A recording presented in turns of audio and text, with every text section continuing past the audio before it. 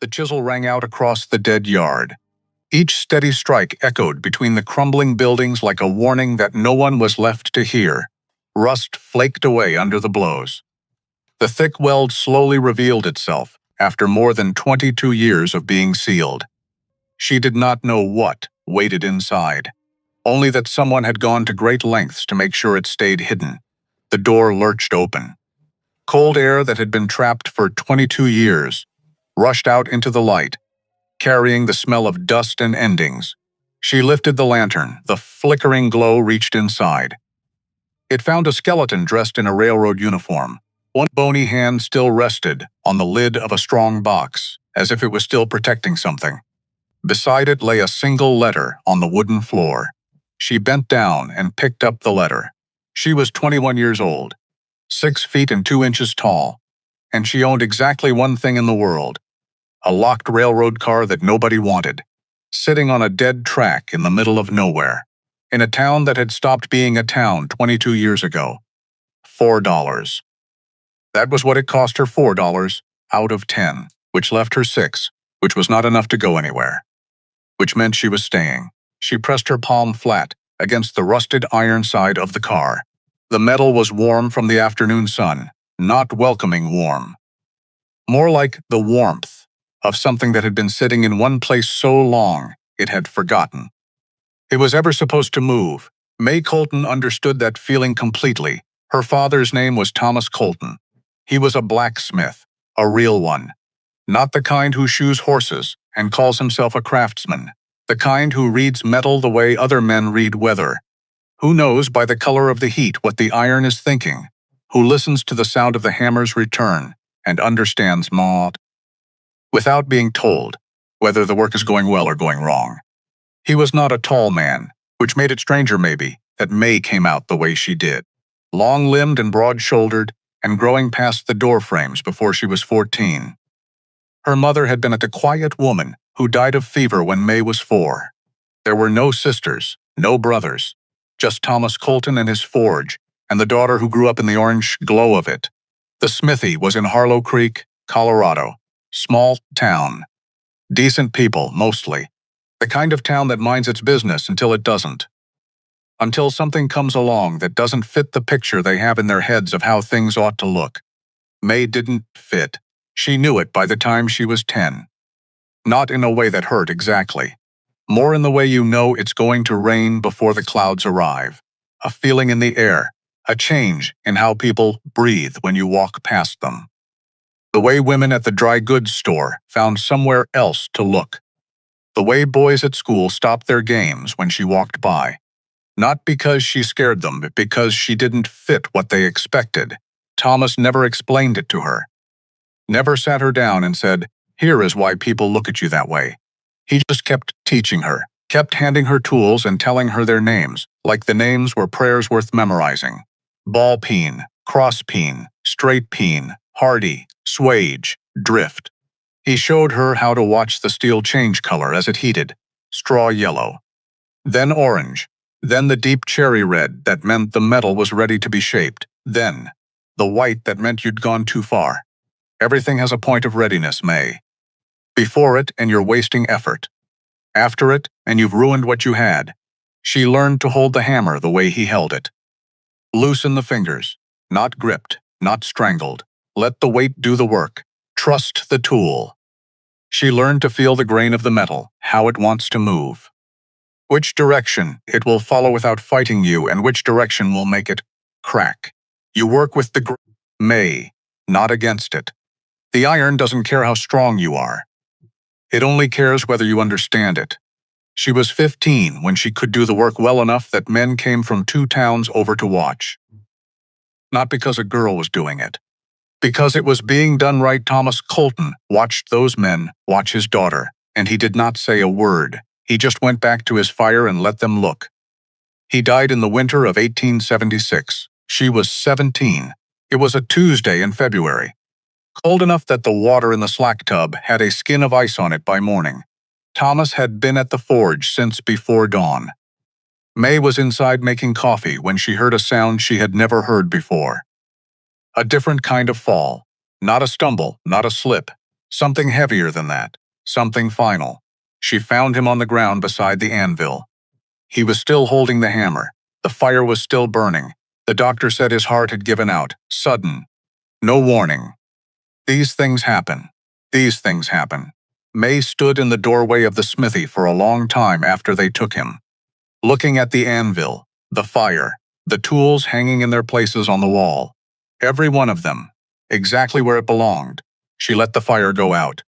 She wrapped her father's favorite hammer in oilcloth and put it at the bottom of her trunk, the small one.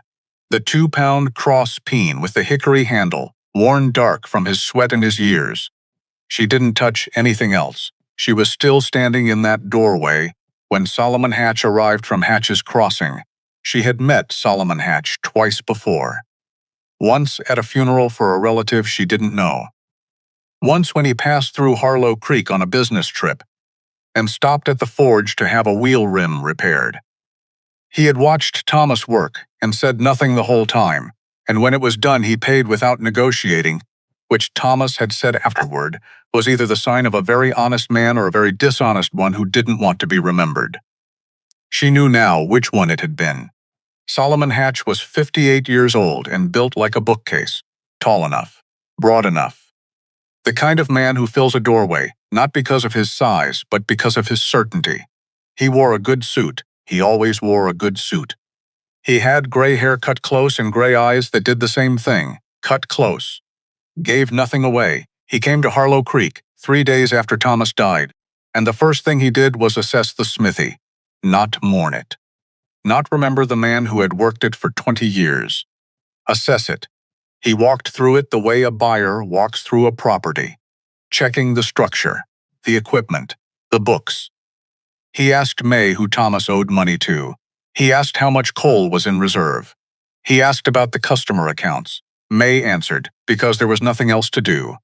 He sold the smithy in 11 days. The buyer was a man from Denver, who paid less than the equipment alone was worth. May knew the numbers because she had kept the books since she was 14. She said nothing. She understood. Even then, that saying something would not have changed the outcome. Solomon had decided. Solomon moved through the world as though it had already agreed to whatever he wanted, and simply hadn't been notified yet. He told her she would come to Hatch's Crossing with him, not asked. Told, family obligation, he said. Your father's gone. You have no one else. This is the proper thing. He said proper the way other men say profitable. May packed her trunk. She put the oilcloth-wrapped hammer at the very bottom, under everything else, under the 2 dresses, the wool coat, her mother's small gartenet brooch that wasn't worth anything to anyone but her. She got into Solomon's wagon. She did not look back at the forge. She had learned that from Thomas, too. You make a decision and you move. Hesitation doesn't change what's behind you. It only wastes what's ahead. Hatch's Crossing was not a small town. It was the kind of town that had once been small and was now proud of itself for not being small anymore. Streets that had been dirt were now planked. The bank was brick.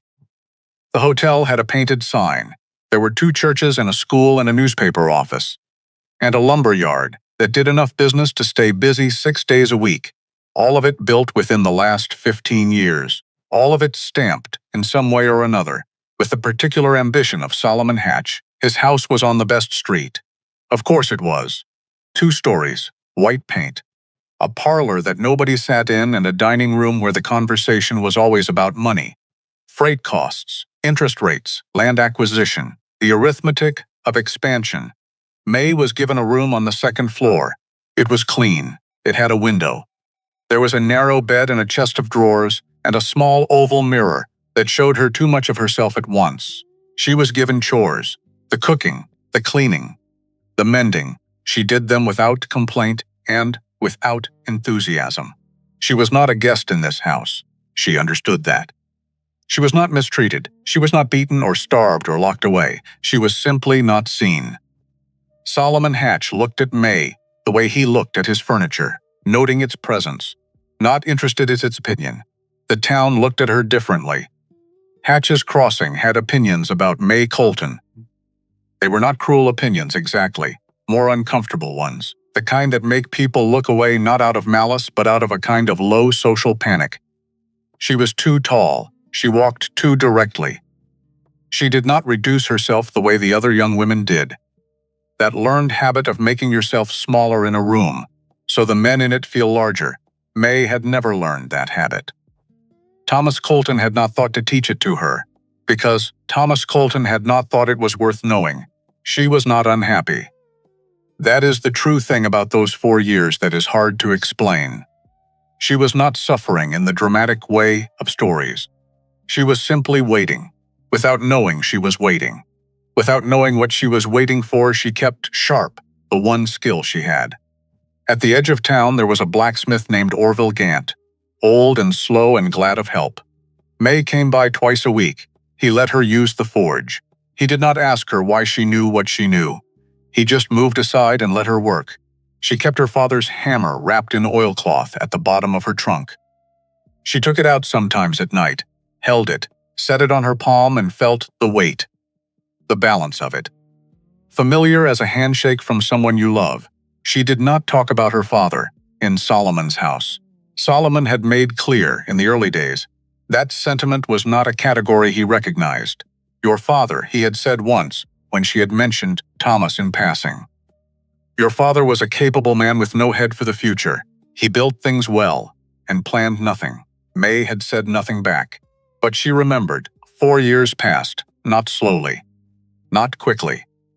They passed the way most years do, which is to say, you are busy enough inside them that you don't notice they are moving until suddenly they are gone. And then it was her 21st birthday, a Tuesday in April. The morning came in gray and cool and ordinary. May woke up and made coffee and put biscuits on to bake and thought 21, and then thought, that's something, I suppose. And then did not think about it much more. She was setting the table when Solomon came downstairs. He was already dressed, already buttoned, already composed into the shape of the man he presented to the world every day. He looked at her with his gray cut-close eyes and said, May, my office. After breakfast, not happy birthday, just my office. After breakfast, she ate alone. He ate alone in his office, which was what he always did. She cleared the dishes. She took off her apron. She stood in the doorway of his office and waited to be told to come in. He was sitting behind his desk. The desk was wide and dark, and polished to the kind of finish that announces itself. There was a sheaf of papers in front of him, squared perfectly, corners aligned, the way Solomon arranged everything. Sit down, he said. She sat. He did not make her wait. She would give him that. Solomon Hatch was not a man who enjoyed theater. He didn't draw it out. He just slid the paper across the desk and let her look at it. She looked at it. It was an invoice, her lodging, her meals, her clothing allowance. 4 years of it, itemized, totaled, down to the last cent. The number at the bottom was staggering. More money than Thomas Colton had ever seen in a single year. More than the smithy had sold for. She kept her face still. She had learned that at least in Solomon's house. Keep your face still. It is the only privacy you have. You have reached your majority, Solomon said, as of today. Which means the terms of your residence here require formal resolution. She looked up from the paper. He looked back. This is what your keep has cost my household. He said it the way he said everything. Flat, administrative. As though he were reading a weather report for a city he had never visited. I am prepared to forgive this debt in its entirety. She waited. In exchange, he said, you will accept a train ticket, west, and a relocation stipend of $10. He placed 2 $5 bills on the desk beside the invoice. He placed a train ticket beside those. Mo looked at the money, at the ticket, at the invoice. She thought, he planned this. He's been planning this. Maybe not from the beginning, but certainly from the moment he realized she wasn't hiding anything of Thomas's. Certainly from the moment she became more expensive than useful, she thought. My father built things well and planned nothing. She thought. At least one of them was honest about who they were. She picked up the money. She picked up the ticket. She left the invoice on the desk. She did not take it. She was not going to carry his accounting of her worth out of this room. Solomon watched her stand up. He said nothing. There was nothing in his face, No regret. No relief. Not even the satisfaction of a man who has gotten what he wanted. Just the neutral expression of a man who has closed an account and is ready to move on to the next item. May walked to the door. She stopped, just for a moment. Not because she had something to say, but because she wanted him to know she was choosing to leave. That there was a difference between being pushed out and walking out. Even if only she would know it. Then she walked upstairs. She took her trunk. She took the oilcloth-wrapped hammer from the bottom of it. She tucked it under her arm, where she could feel the weight of it against her ribs.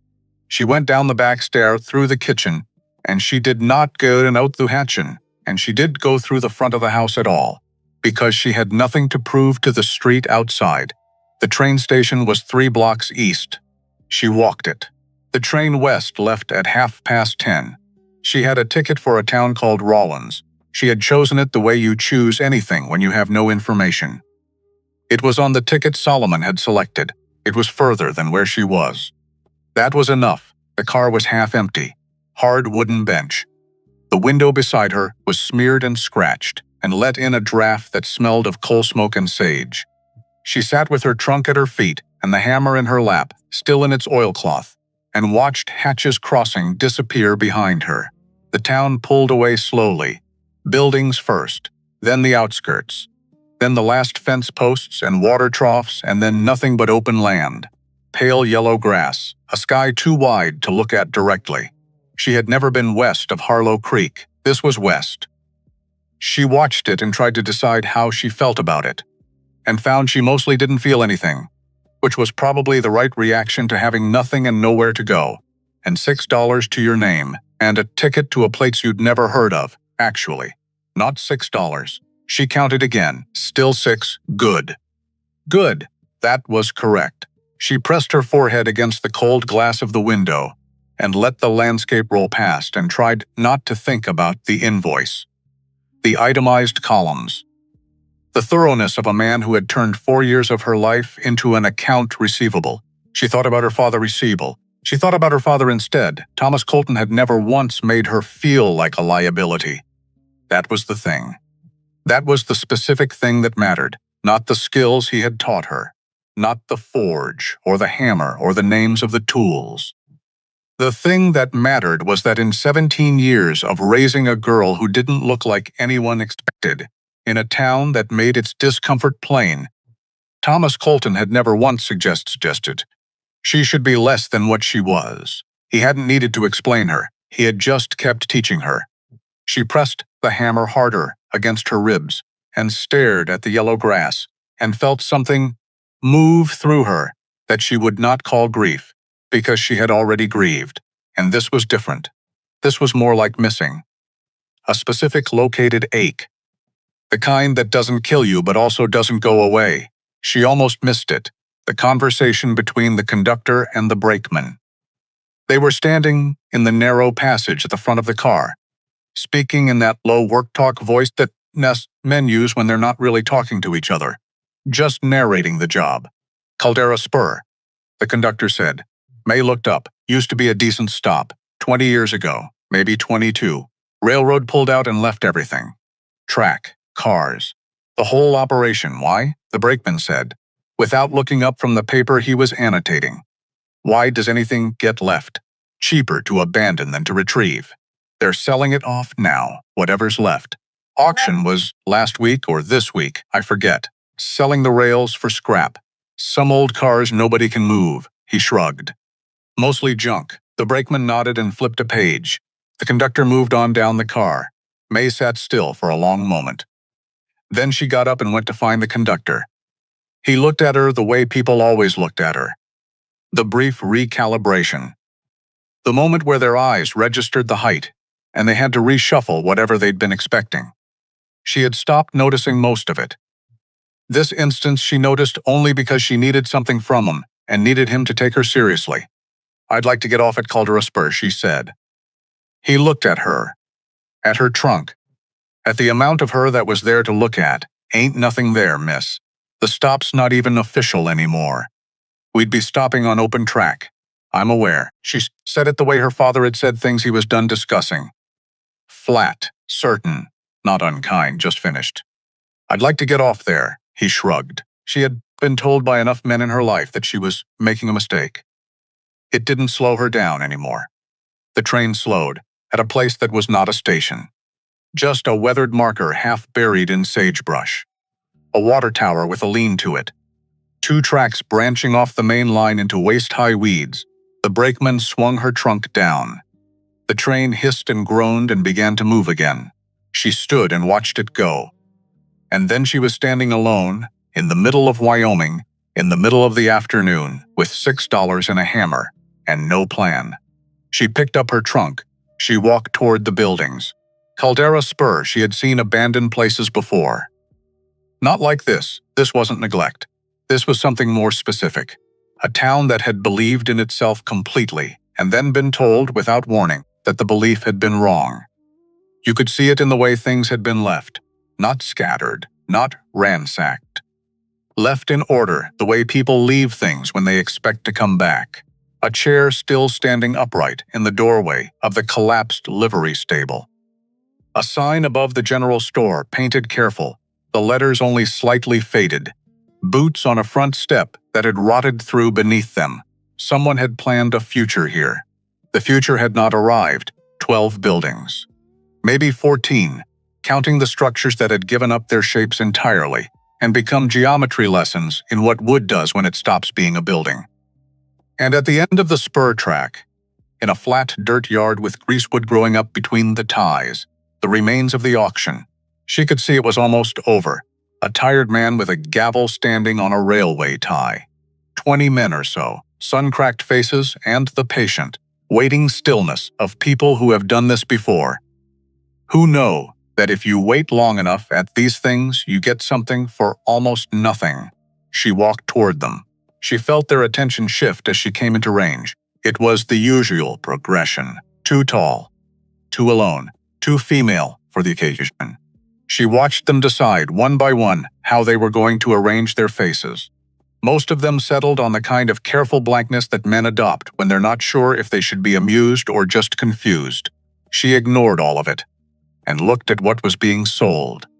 Flat cars, rotted lumber, a tender car stripped clean, rails pulled up and stacked, the rust on them dark and thick, ties, hardware, the slow dissolution of a working railroad into its component parts. And at the very end of the line, on its own, separated from the rest by 10 feet of dead track, the boxcar. She saw before the auctioneer got to it. She had seen it from 50 yards away because it was different from everything else here.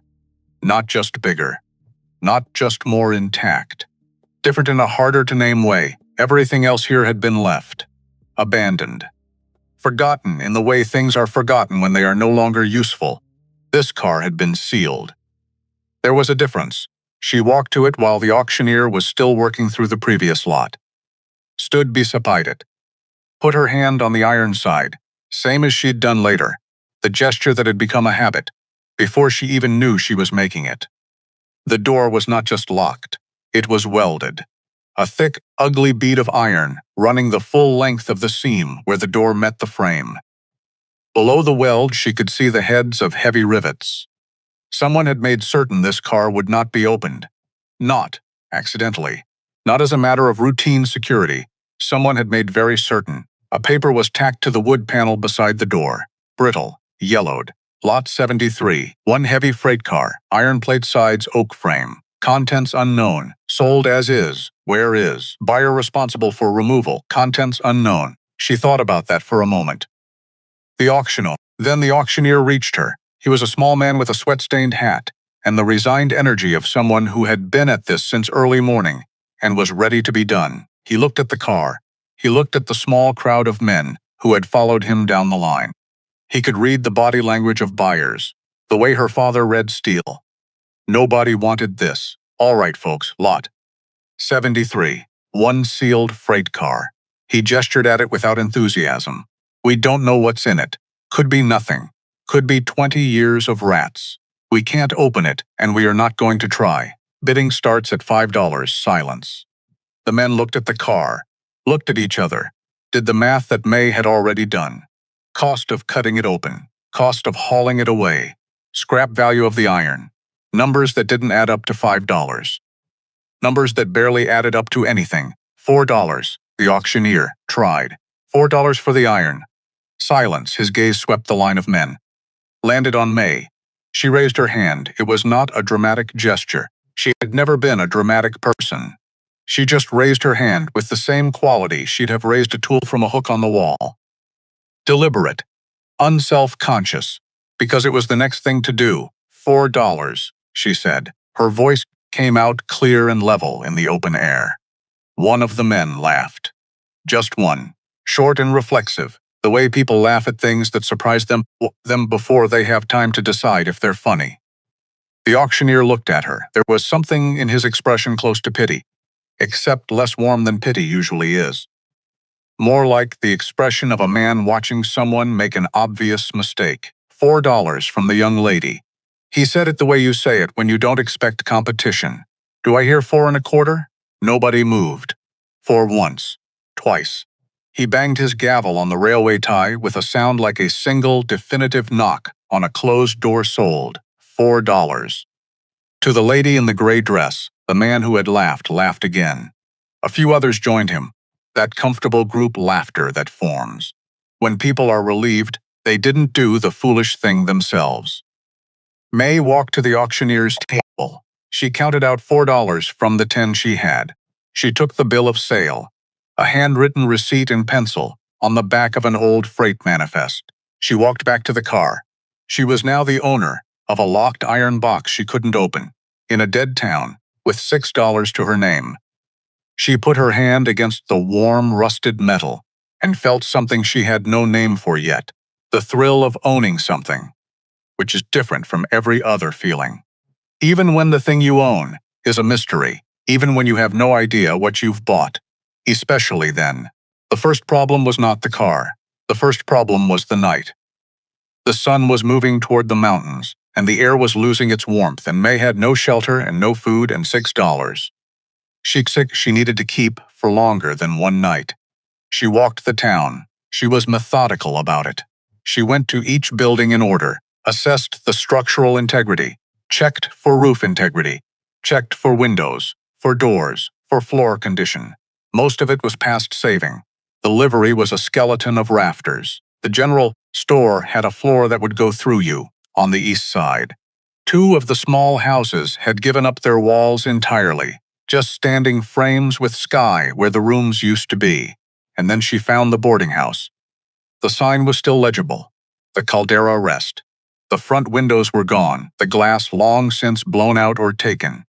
But the back room was different, intact. The window was whole, glass and all. Inside, an iron bed frame without mattress, a table, a wood stove with a rusted but functional pipe. She tested the floor. Solid, she found the well behind the building, pump handle stiff with disuse. She worked it for a full minute before anything came. Then cold water. Clean cold water with a mineral edge to it, iron and deep earth, the taste of something that has been underground a long time and not been disturbed. She drank. Then she went back to the boarding house and started a fire. With wood she pulled from a structure that had no more use for it. She sat in the firelight with her $6 and her hammer and her trunk. She was 21 years old. She had just bought a locked railroad car that nobody wanted. She owned no furniture, no food, no horse, no land. And she felt, for the first time in 4 years, like she was exactly where she was supposed to be. She could not have told you why. Maybe because the decisions were hers now, all of them. Good or bad, there was no one to accommodate, no one to be careful around, no household whose rhythm she had to fold herself into. Just this empty room, just the fire, just the car, sitting at the end of that dead track, sealed up like a secret. Waiting, she heard him before she saw him, footsteps. Not trying to be quiet, but not trying to be loud either.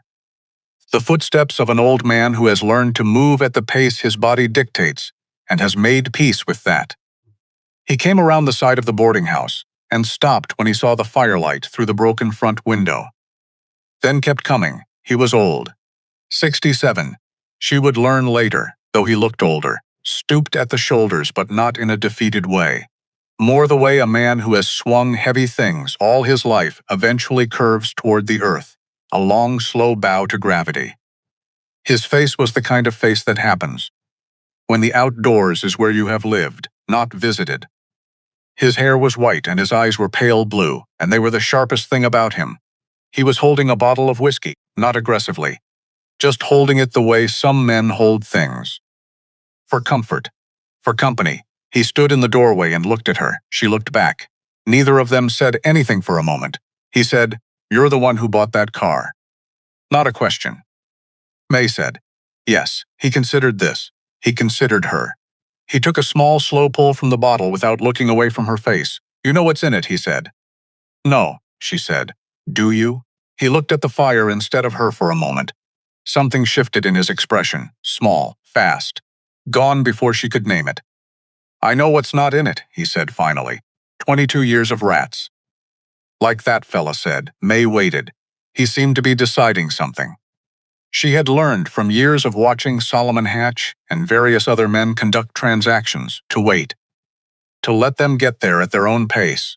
Rushing a man to a decision rarely gets you the decision you want, he said. "My name's Eli Dowd. I live in the third house up the line." May said, "May Colton. I've been here 4 hours." Something moved in his face that might have been the beginning of a smile. It didn't get all the way there. But it tried. "You need tools," he said, "to open that car." "I know what I need," she said. "I'm working on the sourcing." He looked at her for a long beat. Then he looked at the oilcloth-wrapped object in her lap, the shape of it, the way she was holding it. "Is that a hammer?" he said. "Cross-peen," she said.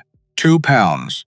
Hickory handle. He nodded slowly. Like that was an answer to something, he said.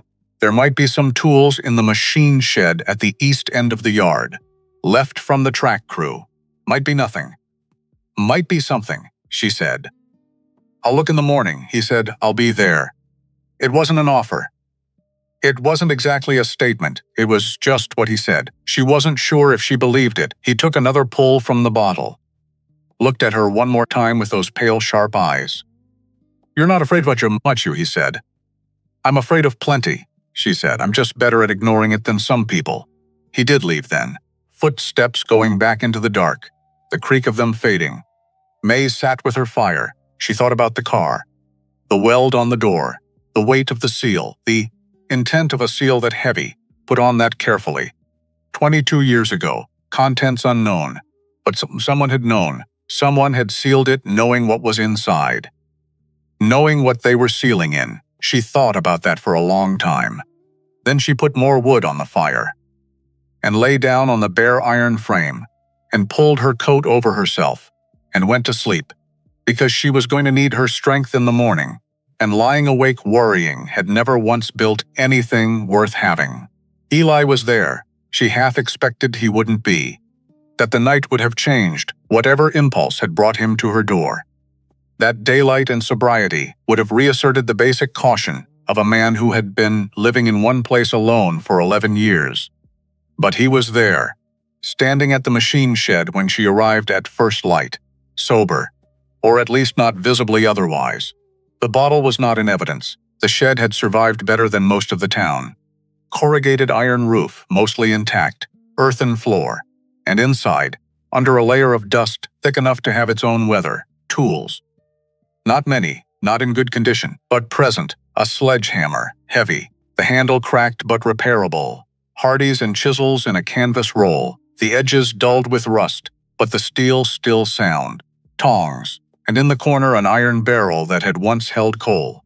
May looked at the barrel, looked at the coal dust on the floor, looked at the forge ring against the back wall, damaged but salvageable. She said, "I need coal," Ellie said. "There's a half-full barrel behind the general store. Been there since the yard closed." She said, "I need to build a fire." He said, "I figured." She said, "This is going to take a few days." He said, "I've got nothing but days." She did not thank him. She wasn't sure thanks were what the situation called for. He wasn't doing her a favor. He was doing something else. Something that had more to do with him than with her, she suspected. She didn't know what yet. But she was patient. She had learned that, too, from Thomas Colton. Who knew that you don't force metal and you don't force people? You create the conditions and you wait. They spent the first day rigging the forge, cleaning rust from the tools. She repaired the sledge handle with a length of hickory she split from a floorboard in the collapsed building next door. She sharpened the first chisel at the forge, drawing it out to the angle she needed, the angle that would cut into old iron without skipping. Eli watched her work. He did not try to help until she asked him to. He did not offer advice. He just watched with those pale eyes. By late afternoon, with the chisel ready and the sledge in working order, she stood back and looked at the car again. The weld. The rivets beneath it. The mathematics of the problem, she said. When it opens, whatever's in it, half is yours. He said, I know. She said, we agreed. He said, we agreed. She said, good. The next morning she went to the car and set the chisel against the weld and said to Eli, first blow. He picked up the sledge. He was old and slow, but he was not weak, not where it mattered. He swung. The sound of it rang out across the empty yard, across the dead track and the weeds and the silence of a place that had been quiet for 22 years. Clang. A chip of rust flew. Clang. A small groove appeared in the weld bead.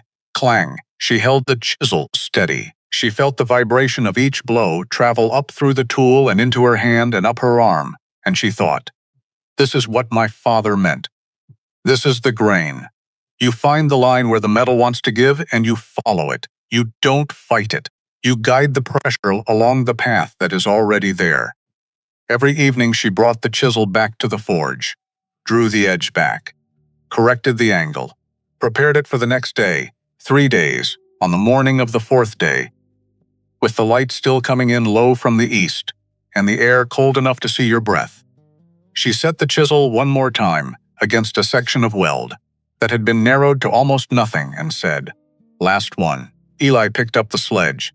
He swung. The sound was different this time. Not the hard ring of iron on iron, but something that gave in the middle of it. A crack, a fracture. She heard it before she felt it, the vibration changing in her hand. A line of darkness appeared along the door seam. She picked up the pry bar they'd found in the machine shed, jammed it into the crack. Eli took hold of it too. They pulled.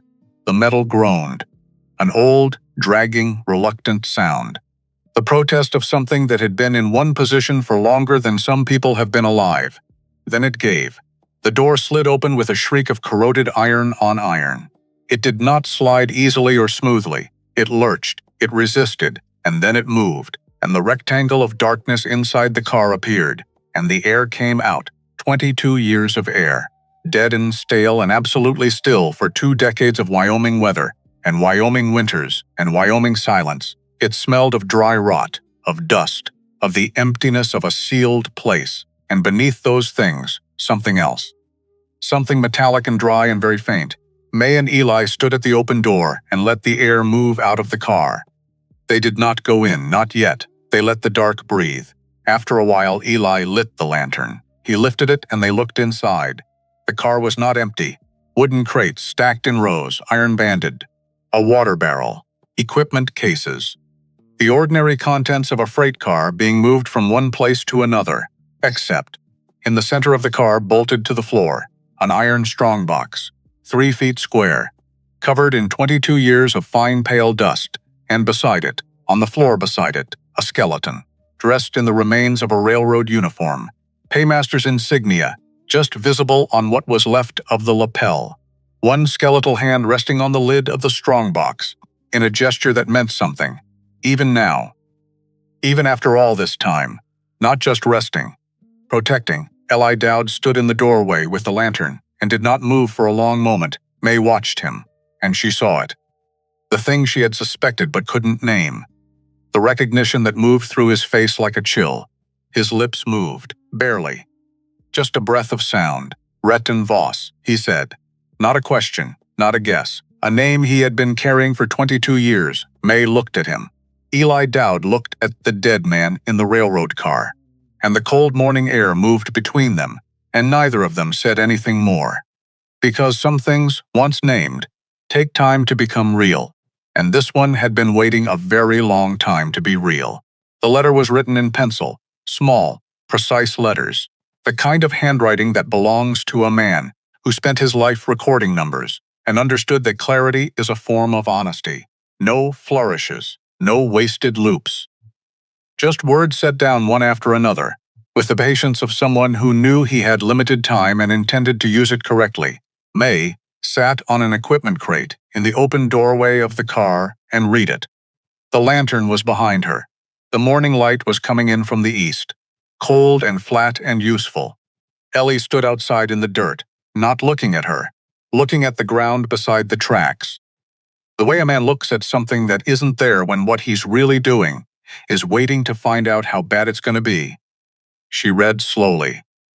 Not because the handwriting was difficult, because the words required it. My name is Reston Voss. I am the paymaster for the Wyoming and Pacific Railroad Central Division. I am writing this on the night of August the 14th, 1858. I do not know if I will leave this car alive. I have sealed the door from inside, using the portable forge from equipment crate number 4. I have wedged the mechanism and run a bead along the seam. It will hold. I believe it will hold. The train was stopped 4 miles west of Caldera Spur at approximately 9 o'clock in the evening. 6 men with covered faces. They knew the schedule, they knew the route, they knew the car. That kind of knowing does not come from the outside. I recognized the voice of the man who gave the orders. I had heard it in board meetings. I had seen the mouth. It came from drinking whiskey in the company offices in Cheyenne. I had watched the hands attached to that voice signed documents that I had prepared. His name is Solomon Hatch. He is the Director of Land Acquisition for the Wyoming and Pacific Railroad. This shipment carries the wages for 283 men, graders, bridge crews, tie layers, engineers, foremen. Men who have been working this line since April and have not been paid since June because the company has been extending credit against this delivery. If this money disappears, those men will be sent away with nothing. The company will declare the division insolvent.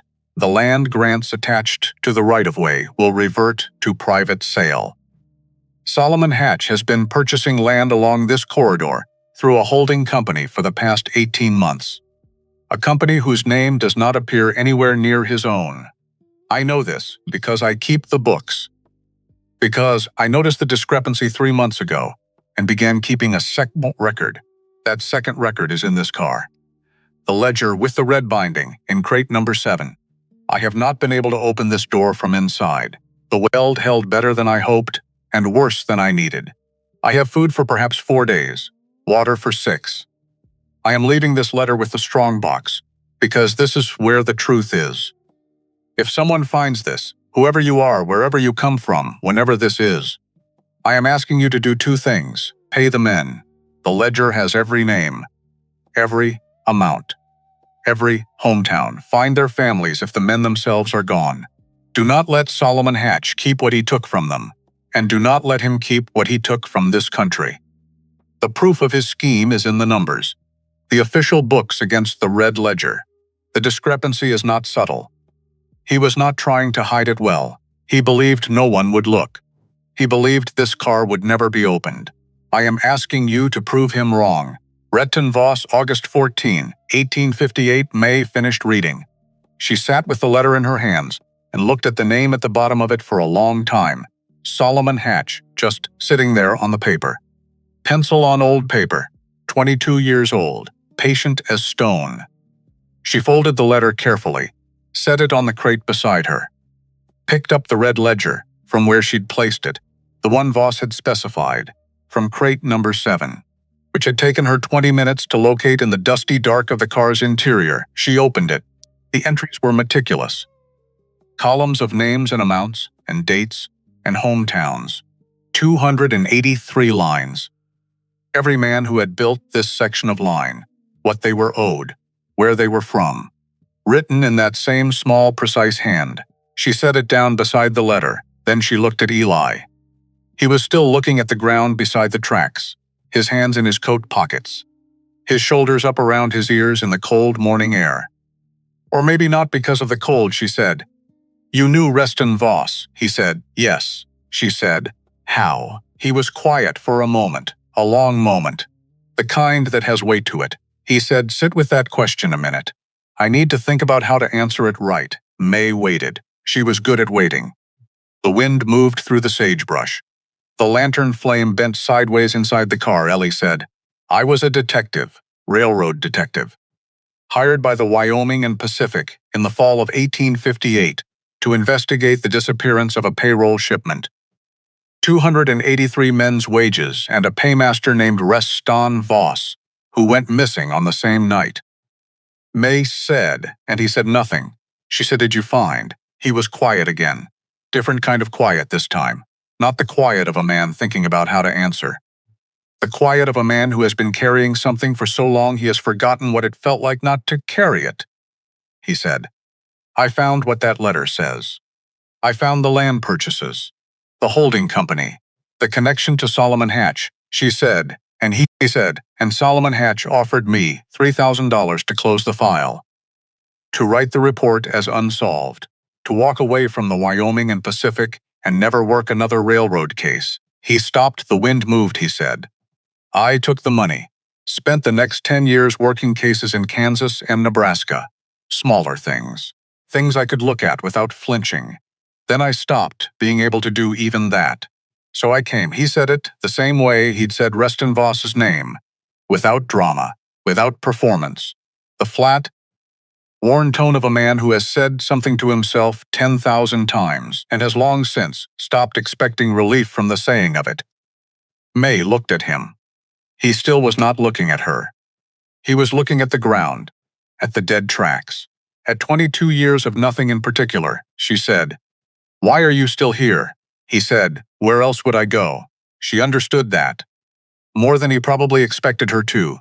She picked up the red ledger, held it in both hands, felt the weight of it, which was not heavy, which was extraordinary given what it contained. She said, "I need to find these families." He looked up at her then. Finally, those pale, sharp eyes, he said, "That's all you're going to say," she said. "What else is there to say right now?" He looked at her for a long moment. He said, "Most people would want to talk about it more," she said. "We can talk about it all you like once the work is started. Talking doesn't open the strong box, and it doesn't find the families." So, he almost smiled, the beginning of one. "Didn't get all the way there," he said. "There's a woman. Dorcas Pruitt. Lives about 2 miles east in a farmhouse on the creek. She's been here since before the spur closed. She knows every family in this valley and half the ones who left." May stood up, put the letter and the ledger together carefully. Tucked them under her arm, she said, "Let's go find Dorcas Pruitt." Dorcas Pruitt was not what May expected, which was her own fault for expecting anything. She had been expecting a certain kind of woman. The kind of woman who lives alone in a farmhouse for 20 years and softens at the edges, becomes tentative, becomes the kind of polite that is really just loneliness wearing its good clothes. What she found was a woman who came to the door with a shotgun and looked at May's 6 feet 2 inches and said, "Well, you're a tall drink of water, aren't you?" And not unkindly. She was 52, built for endurance. The kind of face that had been handsome once and was now something better, settled, certain. She wore her gray hair in a braid down her back, and her hands looked like they had spent the last 3 decades in conversation with the earth. She let them in. She read Voss's letter at the kitchen table without speaking. Then she read it again.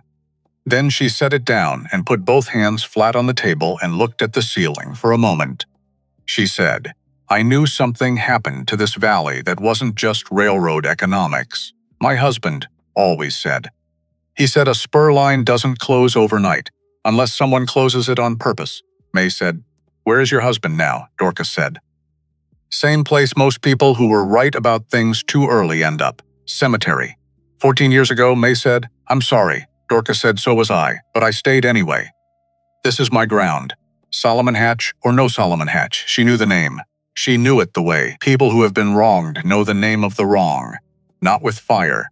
With weight. She pulled the ledger toward her, opened it, ran her finger down the first page of names. She said, "Harlan Teague, lived on the South Fork. His grandson Abe is still in the valley. Worked a horse ranch," she said. Mildred Forsythe's father was a bridge foreman. Mildred runs the dry goods in Ember Crossing. That's 10 miles, she said. The Daltrey brothers. Both on this list. Neither of them survived the winter of 1862. But there's a niece. She turned pages. She said names. She said where. She said who was left, and who wasn't, and who had moved, and who had stayed, and who had kept the bitterness close, and who had let it go, and who had never had the luxury of letting it go, because the bitterness was the only thing keeping them fed. She talked for an hour. May took notes in the back pages of a blank journal she'd found in the machine shed. Eli sat quietly and added what he knew, which was less than Dorcas and more than nothing. When Dorcas finished, she looked up at May. She said, "This is going to take time." May said, "I know," she said, "and money." May said, "There's a strong box in that car. We haven't opened it yet, but based on what Voss wrote, it should contain the payroll." Dorcas was quiet for a moment. She said, "How much?" May said, "Enough, if we're careful." Dorcas looked at her. Then at Eli, she said, "You're going to need a second woman. Men don't receive this kind of news well from strangers. Women don't either, for that matter." But they opened the door wider. May said, "Will you come?" Dorcas said, "I've been waiting 20 years for something worth doing. Yes, I'll come." The strongbox took another day. The lock was formidable. Tumblers and a key that had probably gone into a river, or a fire, or a pocket that was long since gone to dust. But the hinges were external, and May had her chisels and her forge, and the patience that is really just experience wearing different clothes. She worked the hinges the same way she'd worked the door seal. Careful, methodical, shearing the rivet heads one by one. Eli worked the bellows. Neither of them talked much. There wasn't much to say. Retton Voss was still in the car. May had covered him with a piece of canvas from one of the equipment crates. It felt like the least she could do. She didn't know what the most she could do was yet. That would come. The last rivet came off in the early afternoon of a cold, brilliant day. They lifted the lid, gold coins, dubbable eagles, nestled in velvet-lined compartments, glistening like they'd been minted that morning. 22 years of sealed darkness had preserved them completely. No tarnish, no corrosion, just gold, sitting there with the indifference of money, which does not know or care what has been paid for it. Heath stared at them. He said, "Lord." May looked at them for a long moment. Then she picked up the red ledger and opened it to the first page. She said, 283 names, he said. "Yes, sir," she said. "Then that's what we do first," he said. "May." She said, "What?" he said. "That's a lot of money to give away." She looked at him. He looked back. He was not arguing. He was testing. There was a difference. He wanted to see if she was going to waver. She said, "It was never ours." He said, "No, but it was never ours to give away either. By law. By any law," she said. "Whose law?" "The law of the territory that Solomon Hatch has been buying pieces of for 20 years. She closed the ledger. What Voss asked was not complicated. "Pay the men. That's what I'm doing." Ely was quiet, then he said, "All right, just that, all right." The first family was Abe Teague. He ran a horse ranch on the South Fork of the creek, 43 years old. His grandfather Harlan Teague had been a section foreman on the Wyoming and Pacific. Abe had inherited the bitterness and the land in roughly equal measure.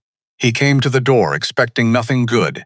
He got May Colton and Dorcas Pruitt, and a story he didn't believe for about 10 minutes. May did not try to persuade him with the story. She let him read the ledger entry himself. Harlan Teague, section foreman. Wages owed for the period April through August 1858. She showed him the arithmetic, the principal. 22 years of simple interest at the rate Voss had specified in a note at the back of the ledger. A rate Voss had taken from the company's own loan documents, which felt like a form of justice in itself. She counted the coins out on his kitchen table. Abe Teague looked at them. Then at May he said, "This is real." She said, "Yes." He said, "You're not taking something in return."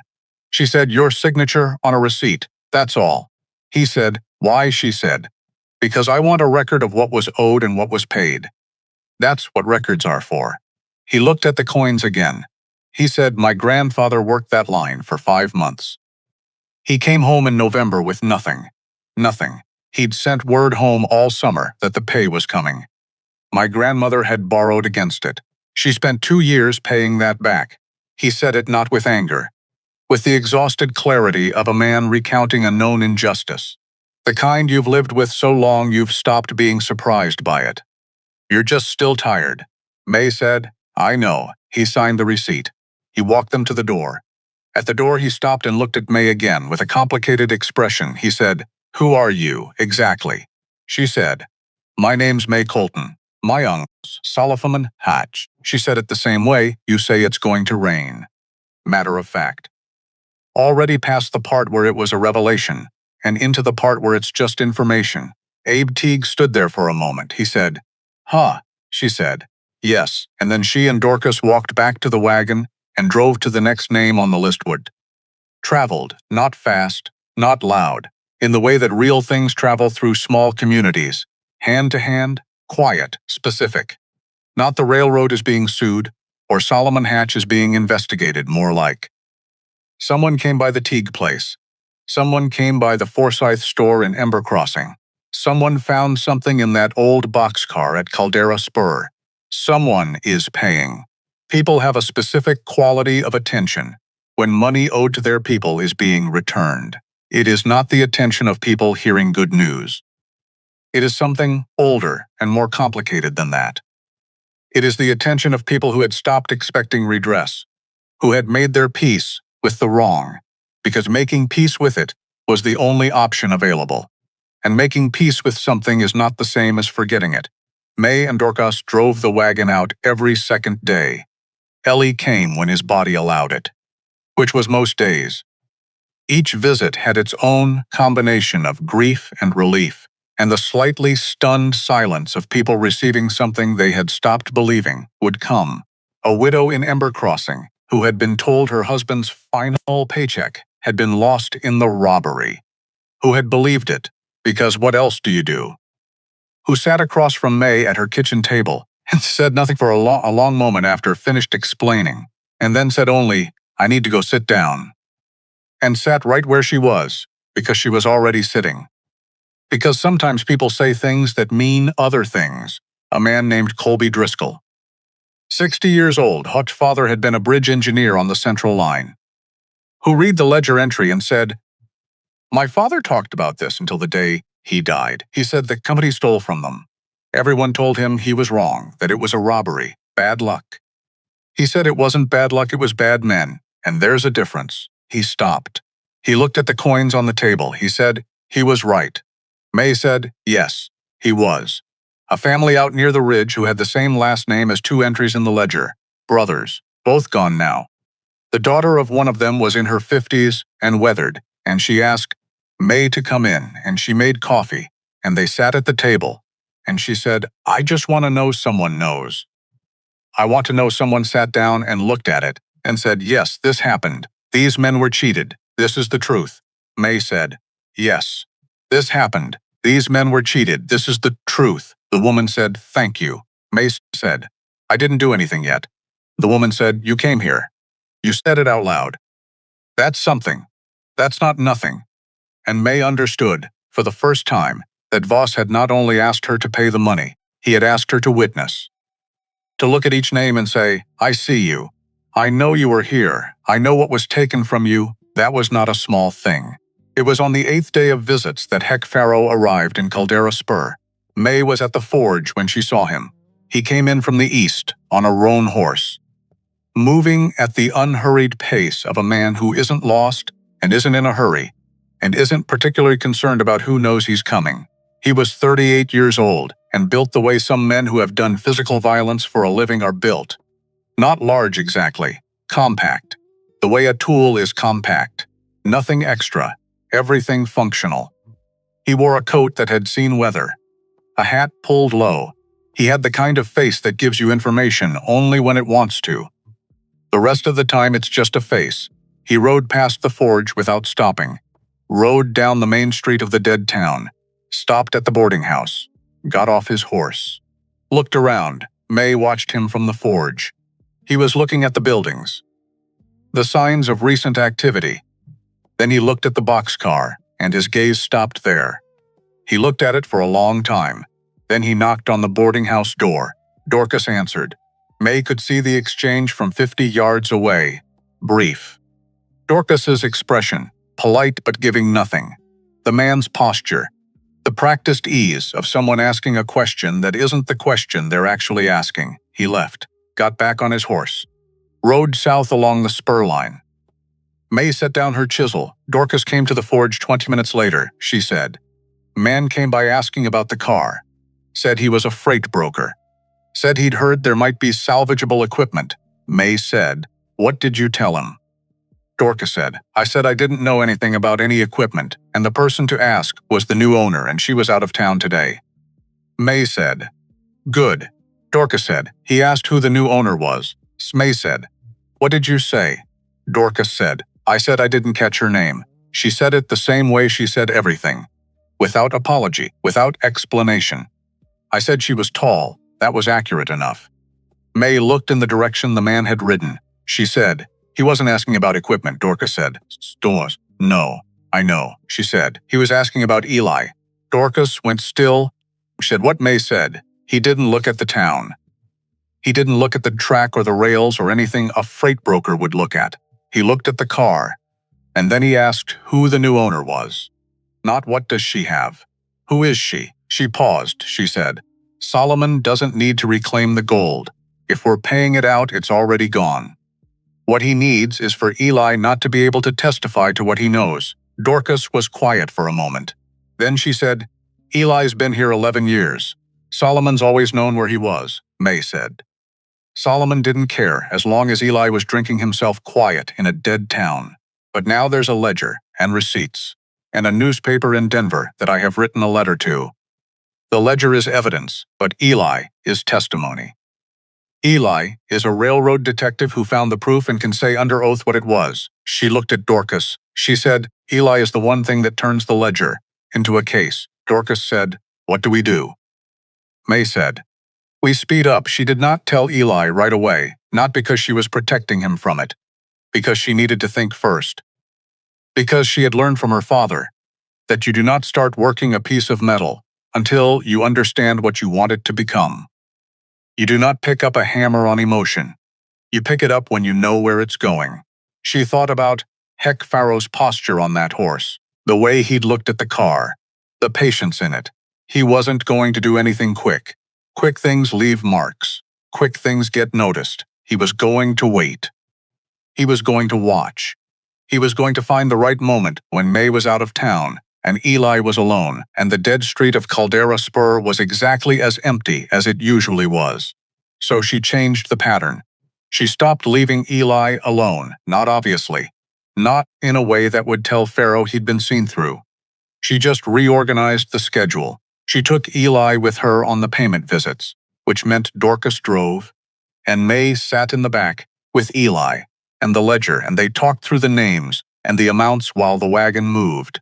This had the secondary effect of giving Eli something to do, something specific and forward-facing.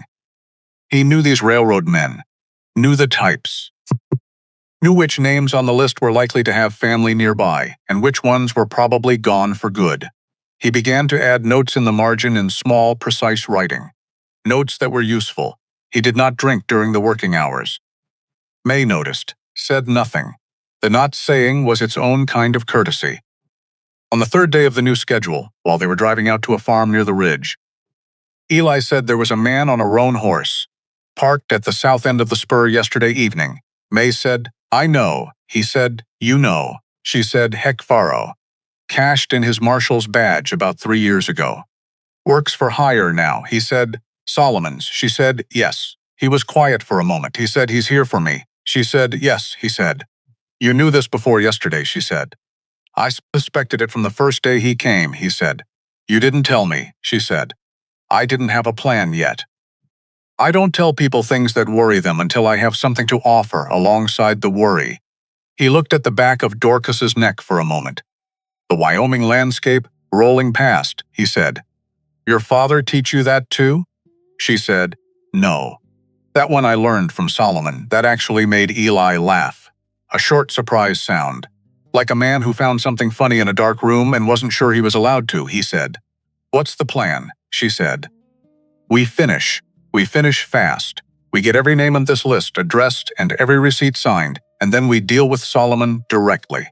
He said, I'll have to testify. She said, yes. He said, publicly? She said, yes. He said, to what I found and what I did with it. She said, yes. He was quiet. The wagon moved, he said. I've been sitting with what I did for 22 years, May. I thought about telling it 100 times, 300 times. I thought about going to the railroad company, going to a federal judge. I thought about writing it down and sending it somewhere.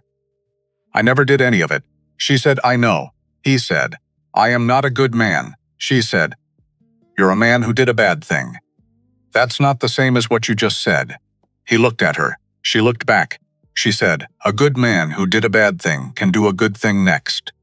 That's the whole point of next. He didn't say anything for a while. Then he said, you're 21 years old. She said, yes. He said, where did you get all this from? She said, my father pulled things out of iron. He said, iron doesn't care about its history. It only cares what you do to it now. Ellie turned back to the view and was quiet for a long time. But he didn't look like a man sitting with something heavy anymore. He looked like a man who had set something down. Dorcas found the letter on a Thursday. She had been going through boxes in the back room of the boarding house. Old papers, old ledgers. The accumulated sediment of a town that had expected to keep growing and then abruptly hadn't. She brought it to May that evening. She said, May, looked up from the account book she was keeping. Her own parallel record, every payment, every receipt, every family. Dorcas set the letter on the table. She said, I don't know how this got here. It might have been misfiled, might have been intercepted, I don't know. May looked at it. It was addressed to the Wyoming and Pacific Railroad Company, Cheyenne office. The handwriting was familiar before she even understood why. Then she understood why. She knew that handwriting. Not from a letter or a document. Not from something she'd read. From years of looking at tools hanging in their places on a wall. From a receipt book kept in a wooden box on the shelf above the forge. From a young girl learning to write numbers correctly because her father kept his accounts in a hand she had tried, for years, to imitate Thomas Colton, her father's handwriting. She opened it. It was dated March 1876, 2 months before he died, to the Wyoming and Pacific Railroad Company. My name is Thomas Colton. I am a blacksmith working in Harlow Creek, Colorado. I am writing to you concerning land transactions in the Wyoming Territory that I believe require your attention. For the past year, I have been doing repair and maintenance work for Mr. Solomon Hatch of Hatch's Crossing. In the course of this work, I have had occasion to be in Mr. Hatch's office on several times and have seen documents relating to land purchases in the corridor of your central line. I am not an attorney. I cannot say with certainty what I have seen is illegal. But I can say that the amounts involved and the names on the holding documents do not match what Mr. Hatch has told me and others about the nature of his business dealings. I believe these land purchases were made with funds that did not belong to Mr. Hatch. I believe the men who built your central line in the summer and fall of 1858 were never paid the wages they were owed. I do not know where those wages went. But I know something wrong happened, and I know that Solomon Hatch is at the center of it. I am asking someone at this company to look into this matter. I am a plain man and not an important one. But I have a daughter, and I want her to grow up in a country where a man who does a thing like this does not get to keep the profit of it. Yours respectfully, Thomas Colton. May read it once, then again. Then she folded it very carefully and set it down and put her hands flat on the table and looked at the wall. Her father had known. Not everything, not the ledger, not Reston Voss's letter, but he had known enough, he had seen enough, and he had done what Thomas Colton would do with something that bothered him, had written it down. He had sent it where it needed to go, and the letter had never arrived because it had ended up in a boarding house in Caldera Spur, which meant someone had taken it from wherever it was supposed to be going and left it here. Or the mail simply failed, as the mail failed in 1876 in Wyoming Territory, not as an act of malice but as ordinary infrastructure, quietly falling apart. She did not know which. She might never know which. Thomas Colton had died in May 1876. 2 months after this letter was written, a forge accident. She had never questioned that. It had not occurred to her to question it. Forge accidents happened. Her father worked alone, at odd hours, with fire and heavy metal and the accumulated small risks of a lifetime's trade. She sat with the possibility now. Maybe the letter just got lost, misrouted, dropped in the wrong pile in a busy office in 1876, and ended up in a mail pouch bound for a town that was already closing. These things happened. In Wyoming in 1876. These things happened all the time. She would never know. And she was going to have to live with that. Not forgive it. Not make peace with it. Just carry it. The way you carry things that don't have answers. In the place inside you where the unanswerable things go. What she had was a letter. A letter that said her father had something wrong and had tried to report it, and the report had disappeared. And 2 months later, he was dead. What she knew was, this was one more name. One more entry in the ledger of what Solomon Hatch had taken. One more reason to finish. Dorcas was watching her from across the table. Patient. Not pushing, May said. How many names are left on the list? Dorcas said. 14. May said, we go out tomorrow. Dorcas said. May said, I'm all right. Dorcas said, you don't have to be all right tonight. May looked at her. She said, I know. She stood up. She went to the window and looked out at the dead street, and the dark and the bulk of the boxcar at the end of the track, its door still open, its darkness visible even at this distance. She said, my father tried to do the right thing. Before any of this. Before I was old enough to understand any of it. He tried. She said, I want to be worth that. She picked up her father's hammer from where it sat on the edge of the table. The hickory handle, worn dark and smooth. She said it quietly. Not to Dorcas. Not really to anyone. She said, I want to be worth that. On the 12th day, Heck Faro came back. May was there this time. She saw him ride in from the east again. Same horse, same unhurried pace. He stopped at the far end of the street and looked down the length of it and saw May, standing in the open doorway of the forge with the hammer in her hand. They looked at each other from 50 yards. He didn't ride toward her. He just looked. She just looked back. This was information, the looking. He was establishing something. That he was here, that he knew she was here. That there was a next step and he was deciding what it was. May was deciding too. Faro turned his horse and rode back the way he had come. Ely appeared at her elbow. He'd been in the machine shed. He said, he'll come back. May said, yes, he said. With help or alone? May said, alone, I think. This isn't the kind of work you bring witnesses to, he said. That's not comforting, she said. It means we have time. Men who work alone, work at their own pace. He's not going to do anything until he's ready. She looked at the end of the street where Faro had disappeared. She said, and neither are we. She went back into the forge. She had 4 chisels to sharpen, and 12 names left. And she had written to the Denver Tribune 2 weeks ago, and the response had come back yesterday. A correspondent named Avery Strand would be arriving in Caldera Spur within the month. He had read May's letter carefully.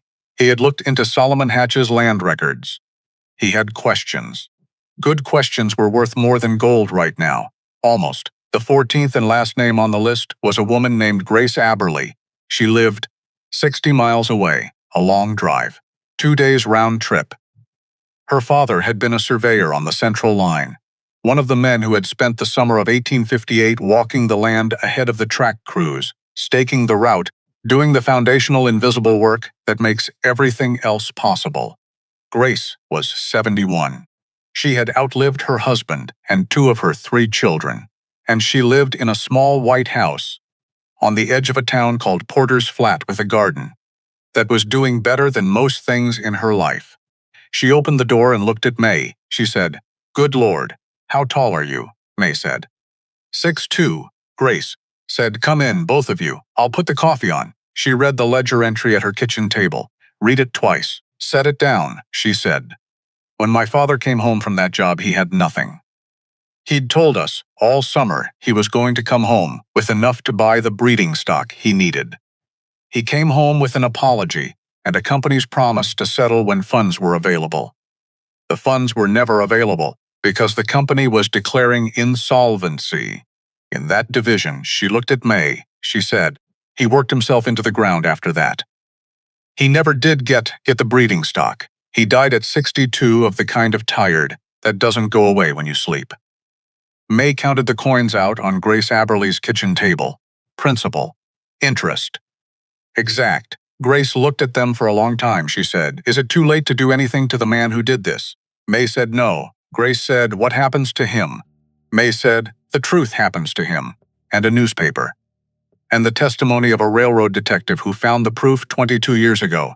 Grace said, will that be enough? May said, for a man whose entire fortune was built on paper, the right kind of paper is very effective. Grace Aberley looked at her. She said, you're Solomon Hatch's niece. Somehow the news had reached even here. May did not ask how. She said, yes, Grace said. And you're the one doing this, sis. She said, yes. Grace was quiet. She said, your father must have been a remarkable man. May said, he was. She picked up the pen. She signed the receipt.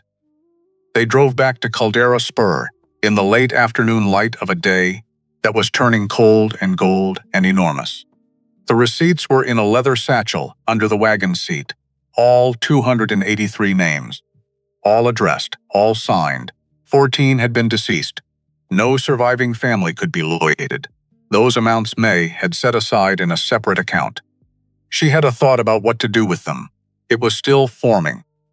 She sat in the back of the wagon, with her hands in her lap, and the satchel between her feet, and watched Wyoming go past in the golden light, and thought about her father's letter.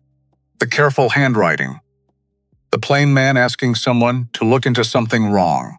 She thought about Reston Voss riding by lamplight, in a sealed car on a summer night in 1858, knowing he was running out of time. Asking whoever found this to do two things. Both things were done. She thought about what came next. Solomon Hatch was on his way. She had received word through Dorcas's network of contacts, which turned out to be more extensive than May had realized. He was coming personally, with his lawyer. With Heck Farrow, he was not coming to negotiate. He was coming because he believed he could still contain this. He believed that, because for 30 years, every time Solomon Hatch had applied the right pressure to the right place, things had stayed contained. He didn't know yet about the Denver Tribune. He didn't know yet about the 283 receipts. He didn't know yet about Eli Dowd. Or rather, he knew about Eli Dowd. He had always known about Eli Dowd. But he knew the Eli Dowd of 11 years ago. A broken man. Living in a ghost town with a bottle and enough whiskey-soaked guilt to stay permanently quiet. He didn't know the Eli Dowd who had been driving a wagon around this valley for the past 3 weeks, who had been talking to families, who had been putting names to faces in a ledger that he had spent 22 years trying not to think about. He didn't know that Eli Dowd had written something down, a statement, detailed and signed and witnessed by Dorcas Pruitt and May Colton, and a circuit judge out of Ember Crossing, who had written out specifically because Dorcas had asked him to. And Dorcas, it turned out, had known the judge's mother, a statement that said, here is what I found. Here is what I did with it. Here is what Solomon Hatch paid me to do nothing. I am saying now what I should have said in 1858. The wagon rolled. The light went gold and then amber, and then the mountains cut it off, and the sky went lavender and cold. May said, Eli. He was sitting beside Dorcas on the front bench. He said, what? She said, whatever happens when Solomon gets here, whatever he tries. She said, you just have to say what you know. You don't have to make it dramatic. You don't have to be someone you're not. You just have to say what's true. He was quiet for a moment. He said, what if that's not enough? She said, it's enough. Because we have everything else too. But even if we had nothing else, a man who tells the truth after 22 years of not telling it, that's not nothing. People understand that. People understand what it costs. He looked at the road ahead. He said, I hope you're right. She said, I usually am. Something shifted in his face. Not quite relief, but close. She looked at the satchel between her feet. 283 names. 283 signatures. 283 small acts of acknowledgement that a wrong had been done and that it mattered. Solomon Hatch was coming. And May Colton. 21 years old, tall as a doorframe. Daughter of a plain man who had tried to do the right thing, and daughter of no one else, was not afraid. Not exactly. She was something more useful than afraid. She was ready. The morning Solomon Hatch arrived in Caldera Spur. May was at the forge. She heard him before she saw him, 3 horses moving at a controlled pace, by men who want to appear unhurried. The creak of good leather. The sound of money moving through a dead town. She did not stop what she was doing. She was sharpening the last chisel, the one she'd used on the strong box hinges. She had been sharpening it every day for a week. Not because it needed sharpening every day, but because the work gave her hands something to do while her mind worked. Her father had taught her that too. Keep the hands busy and the brain stays clear. She heard the horses stop. She heard a man's voice, low. Instructional, saying something to the other 2 that she couldn't make out from here. She set the chisel down. She turned around. Solomon Hatch was exactly what he had always been. Tall, gray, composed into the shape of his certainty, like a man who had been pressed into a mold early and never deviated from it. He wore a good suit even now, even here, in the dust of a dead railroad spur in the middle of Wyoming. Dark coat, good hat, boots that had been polished that morning.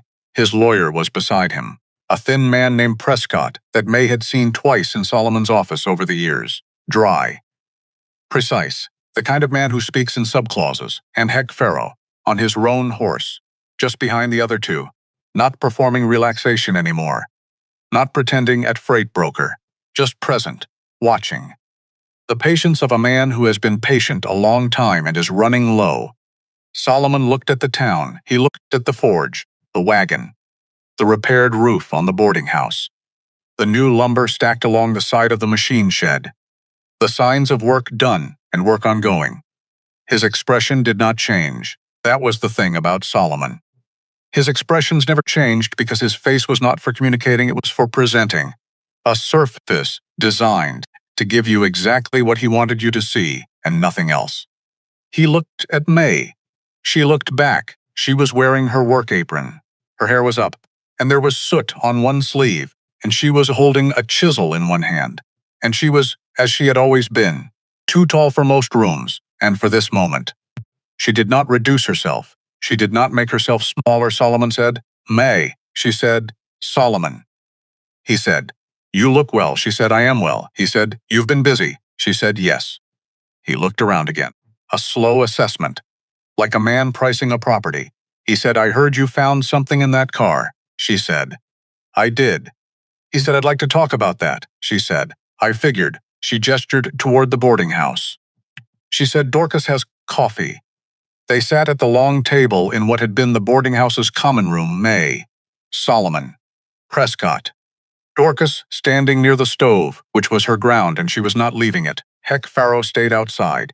May knew where he was, because Eli was outside too, not confronting him, not provoking him, just present. Sitting on the step of the machine, shed, with a cup of coffee, and the mild expression of a man with nowhere to be. Farrow could not do what he had come here to do with Eli, sitting 20 feet away in open daylight, which was the entire point. Solomon placed his hat on the table, with the care of a man establishing his position. He said, I understand you've been making payments. To families in the valley. May said, yes, he said. On behalf of the Wyoming and Pacific, she said. On behalf of the men who did the work. He said, that's an interesting distinction. She said, it seemed important. Prescott set a document on the table. Thin hands. Precise movements, he said. The Wyoming and Pacific Railroad Company has been dissolved as a corporate entity since 1871. Any claims relating to its obligations are subject to the bankruptcy settlement of that year. Which means, I'm afraid, that any payments made purporting to settle those obligations, May said, are between me and the families, not the railroad. Prescott stopped. She said, I didn't pay them on behalf of any company. I paid them because the money was there and the debt was real and someone was going to do it. Solomon looked at her. She looked back. He said, "Where did the money come from?" She said, "The strong box." He said, "The strong box in the car." She said, "Yes." He said, "That car is the property of," she said, "of me. I have the bill of sale. Lot 73 purchased at public auction on the 1st of October, $4. The auctioneer's signature is on it." The room was very quiet. Solomon's expression still had not changed, but something in him had recalibrated. She could feel it. The way you feel a shift in the weight of something you're holding, even when you can't see it. He said, "May, you're a young woman. You don't fully understand what you've gotten yourself into." She said, "Tell me what I've gotten myself into," he said. "A dead man's grievances, old paperwork, stories that can't be verified." She said, "They've been verified. That's what the receipts are," he said. "Receipts prove that you paid money to people. They don't prove anything about the origin of that money or the circumstances of," she said. "Reston Voss proved it. Silence.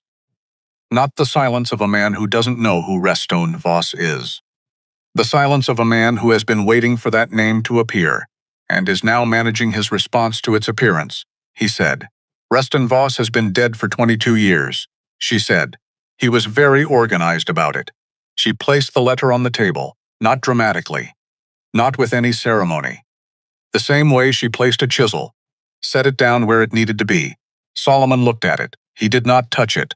Prescott reached for it, but May put 2 fingers on the edge. She said, "This is a copy. The original is in Ember Crossing with Judge Asa Whitmore, along with the original ledger, and the signed statement of a railroad detective named Eli Dowd." Solomon said, "Eli Dowd is." He stopped. He had been about to say something. She could see the word forming: drunk, unreliable, nothing. Something dismissive that he had already prepared for exactly this situation. He stopped because through the window he could see Eli Dowd, sitting on the step of the machine shed with his coffee, upright, clear-eyed. Present Solomon looked at Eli for a moment, then back at May. Something moved through his face. The first real thing she had ever seen move through it in 21 years of knowing him. Not fear exactly. The expression of a man who has managed something complex for a long time and has just heard a sound that might be structural. "This is not what you think it is," she said. "Tell me what it is." He said, "It's complicated. The land transactions, the decisions made in 1858. The situation was more complicated than a dead man's letter can convey." She said, "Complicated how?" He said, "The company was going to fail anyway. The Central Division was overextended. The decision to consolidate," she said. "The decision to steal wages from 283 men." He said, "Decision to restructure resulted in," she said, "in you owning land that became worth 100 times what you paid for it once the railroad was forced to reroute through it. That's in the ledger too." Voss tracked the land purchases. Silence. She said, "It's not complicated, Solomon. It's arithmetic. You took money that belonged to working men and you bought land with it, and you built a town on land those men paid for without knowing they were paying for it. That's the whole of it. There's nothing complicated about it." His face had gone very still. Prescott had a hand on his arm, a warning. She could see it. The quiet restraint of a lawyer watching his client approach a cliff. She said, "I'm not here to put you in prison. I don't have that power. Maybe no one does at this point. Maybe the law is as complicated as you say." She leaned forward. She said, "But Avery Strand of the Denver Tribune is arriving in 2 days, and I have 283 signed receipts. And Eli Dowd's statement, and Voss's letter, and the red ledger, and my father's letter." She paused. She said, "My father's letter." She said it quietly, watching his face. Nothing or almost nothing, a fraction of something, a flicker too fast to name. Gone before Prescott could see it. Gone before Solomon himself probably knew he'd shown it. But May had spent 4 years learning to read the nearly imperceptible. She had learned to see what metal was doing from 6 feet away by the color of its surface. She had learned to hear whether the hammer's work was going right or wrong by the sound it made coming back. She saw it. she said. My father wrote to the railroad company in March of 1876. He told them what he suspected. He asked them to investigate. The letter ended up in a box in this building. I don't know how. Solomon said nothing. She said, he died 2 months after he sent it. She said it flatly, not as an accusation, as information, but her hands were very still on the table. He said, your father died in an accident.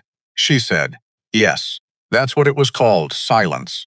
Solomon Hatch looked at May Colton across that table, and for the first time in her life, she saw him look at her. Not through her, not past her, at her. He said, I did not harm your father. She said, I don't know that. He said, May, she said, and neither do you. That was the truest thing. That was the thing that would stay with both of them after this was over. Not the accusation, the uncertainty, the specific, unresolvable not knowing that lives in the space between what happened and what can be proved. She pushed her chair back. She said, I'm not asking you to confess anything. I'm not asking you to give anything back. What was given back is already given. The receipts are signed. The money's gone. That part is done. She stood up, she said, I'm telling you that the Denver Tribune is coming. And Eli's statement is with the judge. And the letter and the ledger are there too. And whatever you do next. That's up to you. She picked up her father's hammer from the edge of the table where she'd set it when she sat down. She said, but I'd think carefully about what next looks like. She walked to the door. She stopped. She said, without turning around, the room's available if you need to stay the night.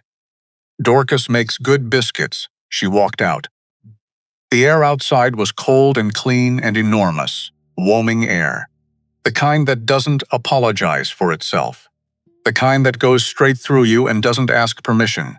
She stood on the step and breathed it. Eli was still on the machine shed step. He looked at her. She looked back. He said, well? She said, well. He said, how'd it go? She said, about like I expected. He said, that bad? She said, no. About that good. He studied her face. He said, he's not done. She said, no, but he's limited, and he knows it. Pharaoh was still on his horse at the end of the street, not doing anything, just being there. The way a problem is sometimes just there. May looked at him for a moment. She thought, there are different kinds of problems. There are the problems that are solved by doing the thing directly, and there are the problems that are solved by changing the conditions around them until the problem no longer has room to exist. Pharaoh was the second kind, she said to Eli. How far to Ember Crossing? He said. 4 hours. She said, I need to send a wire from there. He said. To who? She said, the U.S. Marshal's office in Cheyenne. About a former marshal named Heck Pharaoh and a formal complaint that was filed against him in 1877 when he was removed from his position. Ellie looked at her. He said, how do you know about that? She said. Dorcas, he said. How does Dorcas know about that? She said. Dorcas knows everything. I stopped questioning it 2 weeks ago. It's more efficient. Eli looked at Pharaoh on his horse. He said, so we're not going to confront him directly. She said, not our job. Our job is the ledger. The receipts, the testimony. That's the work. Let the marshal's office handle Pharaoh. He was quiet. He said, you've thought about all of this. She said, I've had a lot of evenings. She sent the wire from Ember Crossing, formal complaint, specific, dated, names. The wire to the U.S. Marshal's office in Cheyenne. Routed through the Ember Crossing telegraph operator, who was a friend of Dorcas's sister, and who did not ask questions. She also wired Avery Strand at the Denver Tribune and moved his arrival forward by 2 days if he could manage it. He could manage it. She drove back to Caldera Spur in the dark.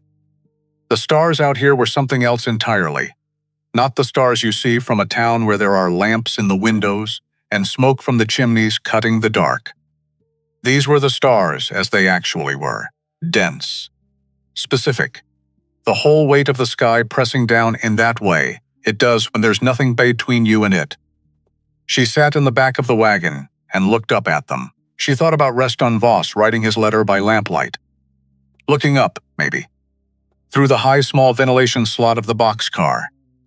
Seeing a strip of these same stars between the iron walls. She thought about her father at his forge, in the winter dark, working late the way he always did. The orange light through the smithy window, the thing she remembered most. Not his face, not his voice, just that light. Warm and small against the enormous dark, she thought about what Solomon had said. I did not harm your father. She thought about the way he had said it, the tone of a man saying something he believes. She knew the difference, she thought, between a lie delivered with practice and a truth delivered with something like pain. Maybe he didn't. Maybe the letter just got lost, misrouted, dropped in the wrong pile in a busy office in 1876, and ended up in a mail pouch bound for a town that was already closing. She would never know, and that was something she was going to have to live with. Not forgive it, not make peace with it. Just carry it in the place inside her, where the unanswerable things go. Her father's letter sat in her pocket. She had the copy. The original was with the judge. She put her hand over her pocket and felt the shape of it through the fabric. Plain man, not important. But he had a daughter. She pressed her palm there and looked at the stars, and let herself feel, for a moment, the full weight of it, all of it. The smithy in Harlow Creek, the 4 years in Solomon's house, the train west, the auction, the chisel on the weld, the door opening, the dead man and his letter and his careful columns of names. She felt it, all of it. And then she put it somewhere specific. Not away, not down. Somewhere inside of her where she could carry it without it carrying her. The wagon moved. She went back to work. Avery Strand arrived on a Tuesday. He was younger than she expected. 31 or 32. Wearing a coat that had not been designed for Wyoming and boots that were about to find that out. He had an earnest quality she associated with men who still believed that truth properly reported changed things. She found that almost touching, also useful. He sat up at the long table in the boarding house. He had a notebook, several of them. He wrote fast in a cramped hand that she suspected was legible only to him. He interviewed Eli first. She sat in the corner and listened. Eli talked for 3 hours. He started in 1858. He went through it methodically. What he'd found, what he'd done with what he found, the money he'd taken, the file he'd closed, the 11 years in this town. He did not make himself sympathetic. He did not try to explain himself in a way that softened it. He just said what happened. Strand wrote without interrupt. When Eli was done, Strand sat back and looked at his notes. He said, "You've been living here 11 years. Knowing this, Eli said, "Yes." Strand said, "Why didn't you come forward before?" Eli said, "Because I wasn't asked, and because I was a coward." He said it the same way he said everything now. Even. Clear. No performance. Strand wrote it down. He said, "And now?" Ellie said, "Now a 21-year-old woman opened a railroad car I'd been walking past for 11 years and asked me to help." So, Strand looked at May in the corner. May said nothing. Strand went back to Eli. He said, "For the record, you are prepared to have this testimony published." Ellie said, "For the record." "Yes, and I have a signed statement already with Judge Whitmore in Ember Crossing." Strand wrote. Then he looked at May again. He said, "And you bought this car for $4. She said, "Yes," he said. "Did you know what was in it?" She said, "No." He said, "What did you think was in it?" She thought about this for a moment. She said, "Clyde. I thought it was the only thing at that auction that no one had been able to dismiss yet. Everything else had been looked at and decided about. That car hadn't, so there was still something to find out." Strand wrote that down too. She watched him write and thought, "That's going to be in the paper." That sentence, right there. She wasn't sure how she felt about that. Then she thought, it doesn't matter. What matters is the receipts, the ledger, the names, the people who are going to read their grandfather's name in a newspaper and know that someone wrote it down. Solomon left Caldera Spur on Wednesday morning. He did not come to find May before he left. He did not send Prescott. He simply had his horses saddled at first light and rode out the way he came in, east, back toward Hatch's Crossing. Farrow rode with him. May stood at the forge and watched them go. She did not feel the thing she expected to feel. No triumph, no relief, not yet. What she felt right now was closer to something without a name. The sense of a thing being over, not finished because it wasn't finished, but over in the sense that the central piece of it was done, Ellie came to stand beside her. He said, "He'll try something." She said, "Yes." He said, "Lawyers. Probably an injunction on the Tribune piece. Maybe a claim against the bill of sale for the car," she said. "Prescott will look at the bill of sale and tell him it won't hold. Public auction, valid sale, legal receipt. And the injunction will take longer than the Tribune needs to run the story." He said. "You thought about this," she said. "All the evenings," he said. "And the marshal," she said. "The wire to Cheyenne should have a response by Friday," he said. "About Farrow," she said. "About Farrow." He was quiet for a moment. He said, "You know this doesn't end him, Solomon. Even if the Tribune runs the story. Even if the testimony is front page. A man like that doesn't just stop," she said. "No. But he's smaller than he was. And tomorrow he'll be smaller than he is today. That's how it works. Not a fall, a slow reduction." She looked at the tracks where his horses had gone. She said, "He built everything on something that wasn't his. When the something starts to show through, the everything gets unstable. That's physics." "You can't argue with physics," Ellie said. "Your father again?" she said. "My father. And 22 years of Reston Voss being right." The story ran in the Denver Tribune on October the 22nd. Avery Strand wrote it carefully. He had the quality of a man who understood that facts arranged in the right order are more powerful than any accusation. He did not editorialize. He did not call Solomon Hatch a criminal. He simply laid out what Reston Voss had written, what the ledger showed, what Eli Dowd had found and done and testified to, what May had found in the car and what she had done with it. He printed the number, 283 names, 283 payments made, 283 receipts signed. He printed the total. He printed what that money had bought, in the form of the land purchases, traced through the holding company. What those parcels were worth now, he did not have to draw the line between those numbers. The numbers drew themselves. The story was picked up by the Wyoming Tribune in Cheyenne 3 days later. Then, the Rocky Mountain News. Then, by the end of October, papers in St. Louis and Chicago that ran a version of it under headlines that focused on the dead man and the sealed car, which was the image that caught people. The paymaster who had sealed himself in with the truth and waited 22 years to be found. May read the copies Strand sent her. She read them at her desk in the boxcar, which was her office now, her home. She read them the way she read everything. Carefully, looking for what was accurate and what was simplified, and what was true in the sense of fact, and what was true in the sense that it told the story right. Most of it was right. The part about her she found she could not read without a certain discomfort of being looked at by a lot of people at once. The tall girl, the 21-year-old, the $4. That was the part everyone fixed on, $4.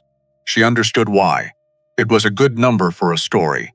Small and exact and almost absurd against the size of what it had unlocked. $4 and a locked car and a girl who bought the one thing at the auction that nobody wanted. She thought. Thomas Colton would have appreciated the arithmetic. The U.S. Marshal's office in Cheyenne responded on Friday. 2 deputy marshals arrived at Caldera Spur on a Monday afternoon. They were professional and efficient, and they had paperwork relating to Heck Farrow's dismissal from the Marshal Service in 1877, which had involved an incident in Laramie County that May now knew the details of courtesy of Dorcas, whose network of information was something May had simply accepted as a feature of the known world. They also had questions for Eli. He answered them. He had been answering questions for 2 weeks now, and he had gotten very good at it. Clear, specific. The trained precision of a former detective who had spent his career knowing how to organize information for official use and was finally using that skill in the right direction. The deputies left with what they needed. They did not find Farrow in Caldera Spur because Farrow had gone when Solomon went, but they had enough to look for him elsewhere. 6 weeks later, Dorcas received word through her network that Heck Farrow had been picked up in Laramie on an unrelated warrant and was unlikely to be working for anyone for some time. May read the note, set it down, went back to the freight schedule, Some problems solve themselves when you remove the conditions that sustain them. Ely watched the deputies ride out on that Monday afternoon. He said, "That's something I should have done 22 years ago." May said, "Yes." He waited for more. She said, "But you did it now." "So," he said. "So," she said. "So that's the one you've got. You can wish you had the other one, but you've only got this one." He considered this. He said, "That's a hard way to think about it," she said. "It's the accurate way," he said. "Your father really did raise someone remarkable," she said. "He raised someone who pays attention, that's most of it." He picked up his coffee, looked at the tracks, the repaired section, the new ties, the work that had been ongoing for the past 2 weeks while everything else was also ongoing. He said, "Going to be a real station." She said, She said, "That's the plan." He said, "You bought it." She said, "The spur line, yes. It's registered in my name as of last week." The Wyoming and Pacific dissolved in 1871. The property went into Territory Holdings. "I made an offer," he said, "with the remaining gold." She said, "Most of it." He said, "That's your home, May. You spent your home," she said. "I spent it on a station. The station is my home." "That's the same thing said 2 different ways." He looked at her. He said, "You're going to run it." She said, "Someone has to." The Caldera Spur connects to the main line 4 miles east. That connection is still good. If the spur is operational, every ranch and settlement in this valley has an access point they haven't had in 22 years. He said, "That takes capital, equipment, staff." She said, "Yes, some of that will come from the freight revenue. Some of it I'm working out. Dorcas has opinions. She's usually right." He said, "What do you need?" She looked at him. He said, "I know this railroad. I know how they run. I spent 8 years working them, before I spent 22 years not working anything." "What do you need?" She thought about it. She said, "A station agent who knows what he's doing," he said. "I know what I'm doing," she said. "You'd have to stop drinking on the job," he said. "I've been sober for 3 weeks." She said, "I know," he said. "You noticed," she said. "I notice everything." "It's a habit." He was quiet. He said, "I wasn't going to ask for anything. I didn't think I had the right," she said. "You earned it, same way everyone earns things, by doing the work. You did the work, Eli. 3 weeks of it. That's not nothing. It's not 22 years, but it's not nothing." He said, "No." She said, "So, station agent." He said, "Station agent." They shook hands, his old hand, her young one. A deal made not out of sentiment, but out of a clear-eyed assessment of mutual need and mutual capability. Her father would have recognized it. He had shaken hands like that his whole life. In November, Solomon Hatch sold his bank, not publicly, not dramatically. It appeared in the property records of Hatch's Crossing as a transfer of business ownership to a holding company based in Denver. The transaction happened quietly on a Thursday. The following Monday, Solomon Hatch was no longer listed as the principal officer of any business in the Wyoming Territory. Prescott had been right, in the end, about one thing. The law was complicated. The statute of limitations on certain claims, the dissolution of the railroad company, the years that had passed. There was not a clean legal mechanism for what Voss had described, but there did not need to be.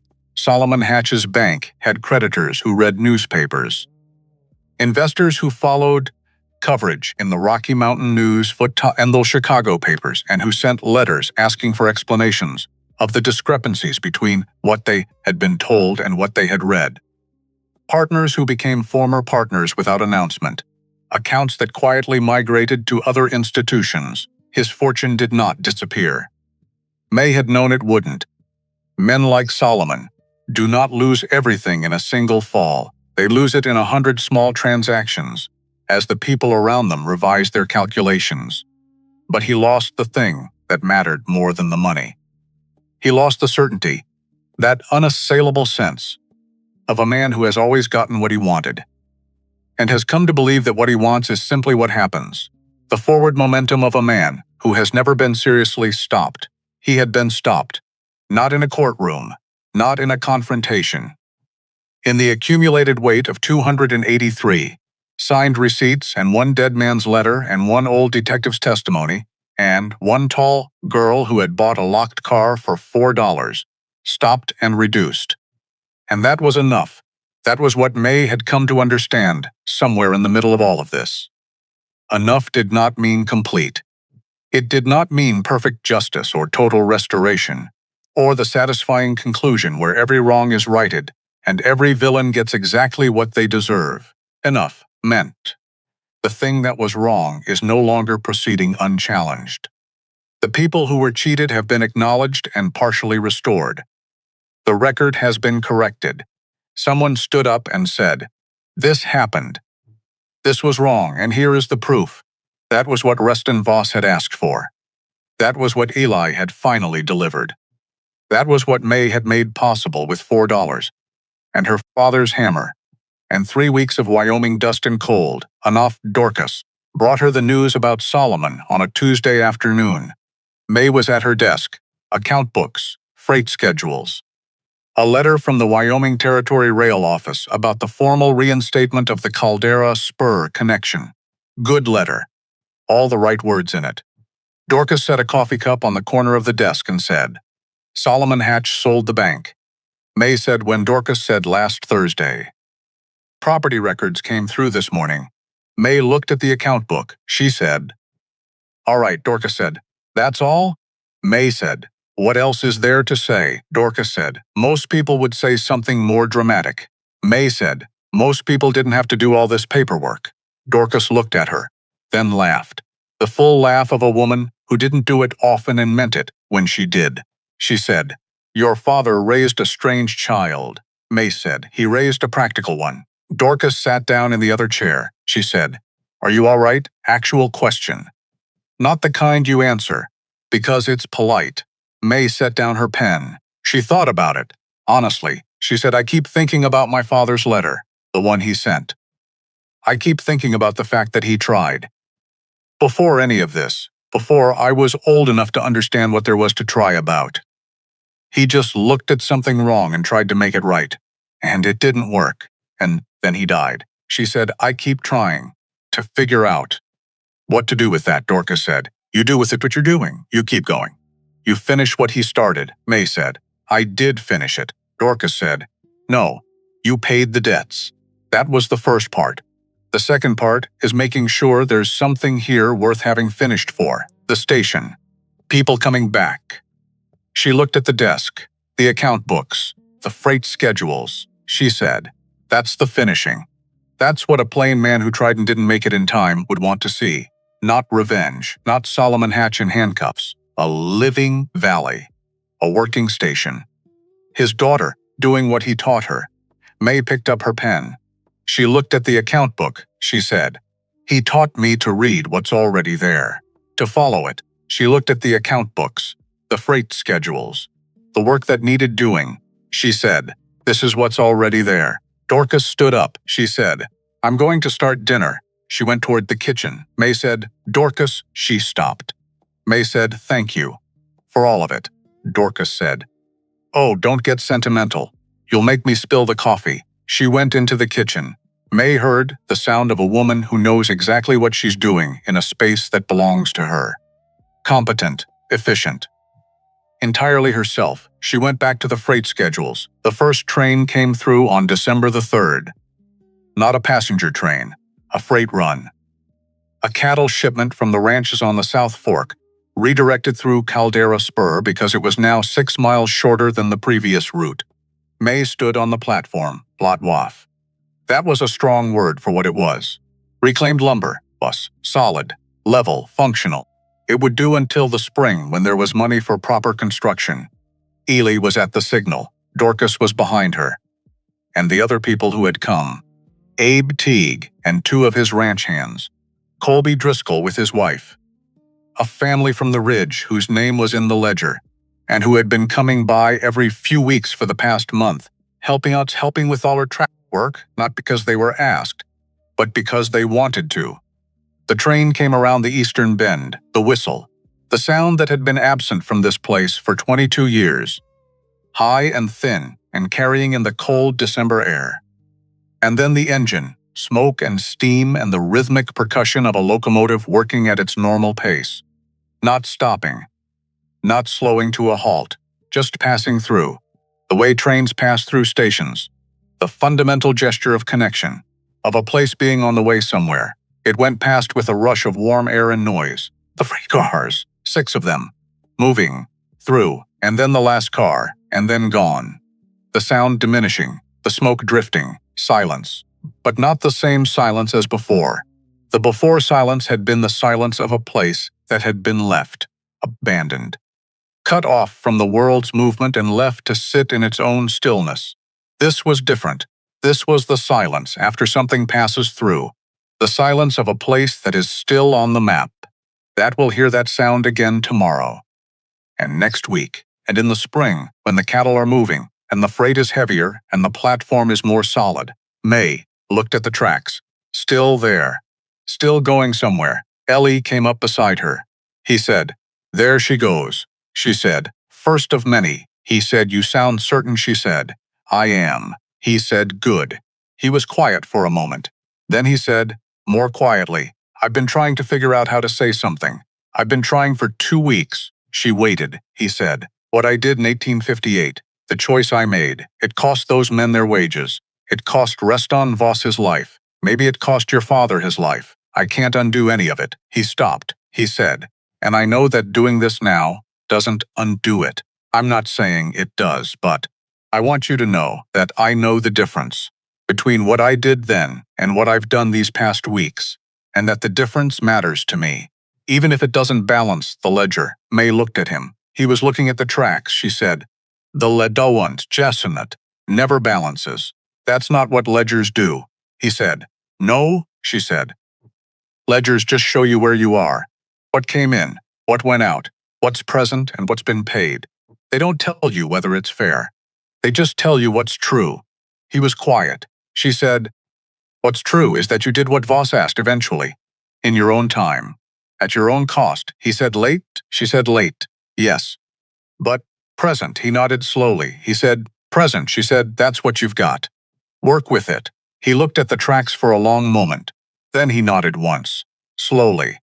"The way a man nods when something is finally what it was supposed to be," he said. "He would have liked this." She said, "Yes. He would have." They stood together and looked at the tracks, going east, still going somewhere air. May looked at the signal lamp. Eli had lit at the far end of the spur, small and steady against the enormous Wyoming afternoon.